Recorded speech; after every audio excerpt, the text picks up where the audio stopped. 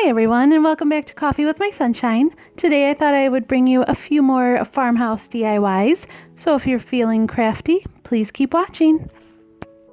So for this first project, all you're going to need is a jar, and I happen to have a gallon-sized glass jar. I think they're called growlers. And this Thankful, Grateful, and Blessed sign, it just came out of a frame from the Dollar Tree. Waverly chalk paint in white, Mod Podge, not sure if I'm going to be using it, this adhesive spray, and a sponge brush. And I'm just going to coat this whole bottle in the white Waverly chalk paint. I ended up doing 2 coats, but I only showed one.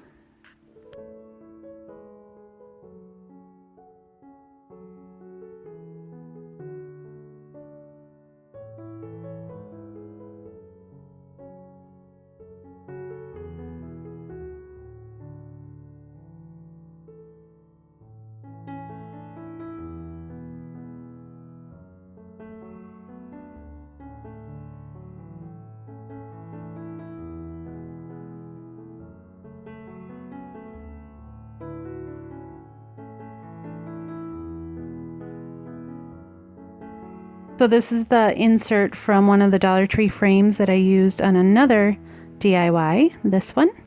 I'll link that above.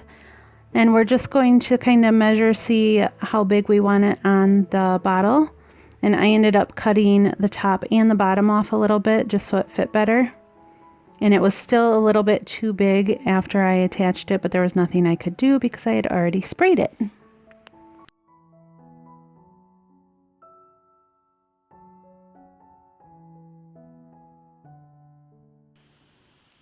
So I took this sign out in the garage and sprayed it with that spray adhesive. And you don't really get more than one chance to place it where you want it to because this stuff is really sticky. So it wasn't exactly where I wanted it to be, but that's okay. And it had a few bubbles. But if you take your time and place it and, kind of push from the center out, you shouldn't get the bubbles that I did. Then I'm going to take this foam sponge brush and just kind of dab really lightly with very little chalk paint on there, just because I kind of want to blend it into the bottle. I don't want it to be such a harsh edge. And you can see on that corner I didn't get enough glue there, so make sure you spray the sign really, really well.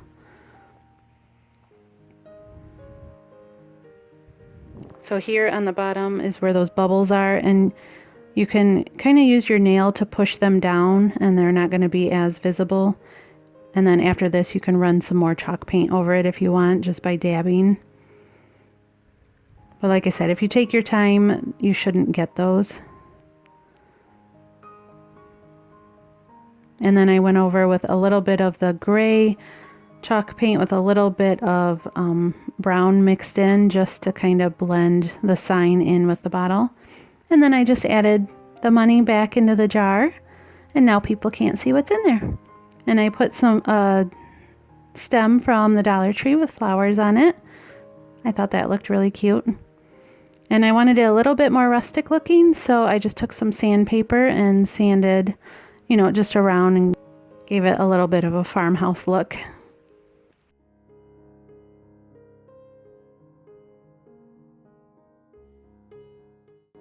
For this next one, you're going to need kind of a large book, and I know if you're my age, you probably had these encyclopedias in your house when you were a kid, and if not, you could go to probably any Goodwill and find a set of them, but you only need one. And then you need another insert from the Dollar Tree frame from that same project that I did before.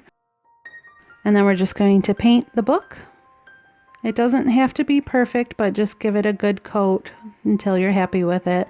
And you can even sand this after it dries too, to give it more of the rustic look. So after I did the white, I did a little bit of gray in the opposite direction just to blend with the picture.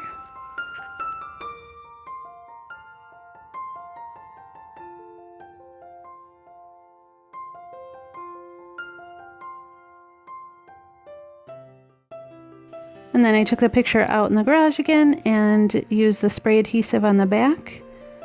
And I was a little bit more careful with this one and placed it exactly where I wanted it before I started pressing it down. So then start in the middle and just push your way up, and then go back to the middle and push your way down.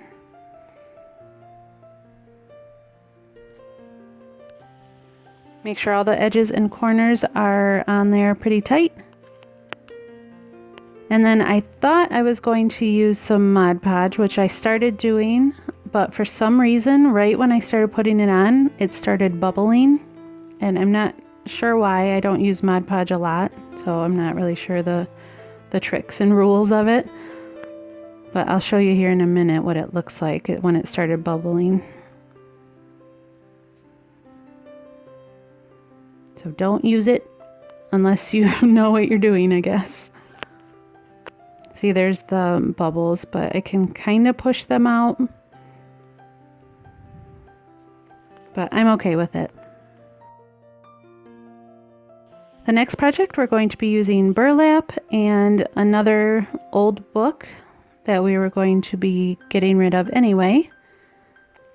And I just took the burlap after I cut it to size, put a little bit of the, well, not a little bit, a lot of the spray adhesive on the back, and then pressed it down really, really well on the book. And this actually held a lot better than I thought it would. And then I'm going to take some hot glue around the edges of the inside of the book and learn from my mistakes here and leave more to overlap on the inside. This was very tight, and it gets even tighter on the other side. And this doesn't have to be super pretty because nobody's going to look on the inside of the book because we're going to tie them together. And then just cut the burlap to fit. And then you got to do a slit right by the middle because you have to be able to fold it up on the edge and in the center. And then right here is what I was talking about. I didn't leave enough at all to overlap, so I did what I could and then hot glued it down. And then just repeat what we did on the first side.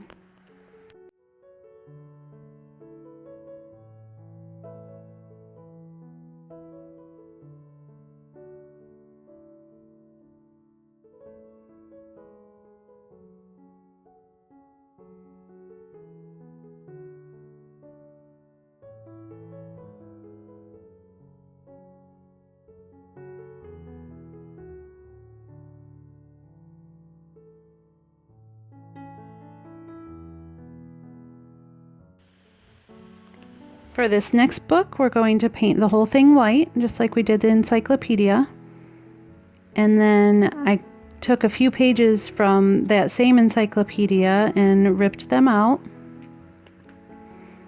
because we are going to use some spray adhesive on this one as well and actually cover the book in the page. No, I'm sorry, I didn't end up using the spray adhesive. I used Mod Podge.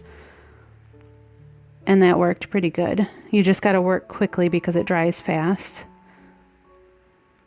But not so quick to where you leave bubbles like I did. See, I just make the mistakes for you so you don't have to.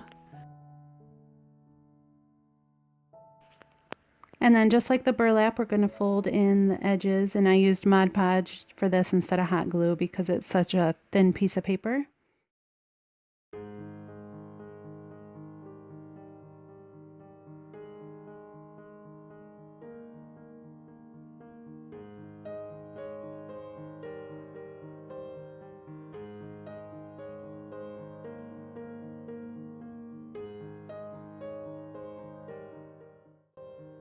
And then just glue down the edge on the binding, and then we're going to match up another piece right along the same edge there.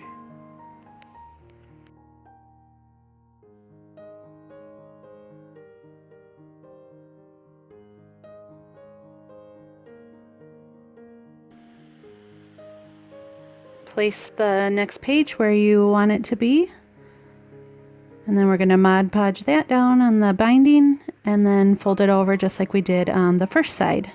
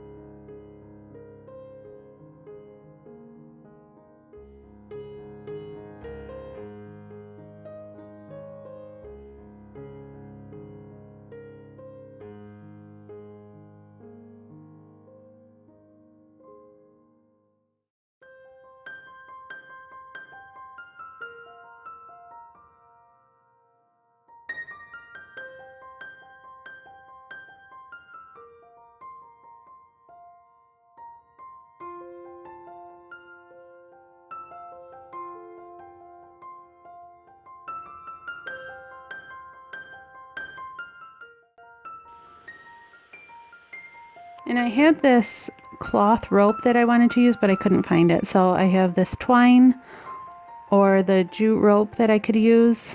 And I think this twine was a little bit more yellow than I wanted to go with. So I just ended up using that jute rope that I use sometimes in other projects. And then I'm just going to wrap that around a few times, whatever makes you happy. And then secure it by tying it.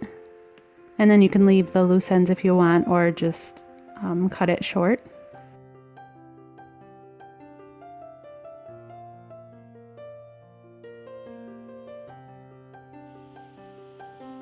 And that's about it. Sorry the video was a little bit long. I tried to cut out and speed up as much as I could, but still show you the steps I did. But I like them. I think they turned out really cute, and I will probably end up putting these on our table behind the couch. I think that'll look really cute there.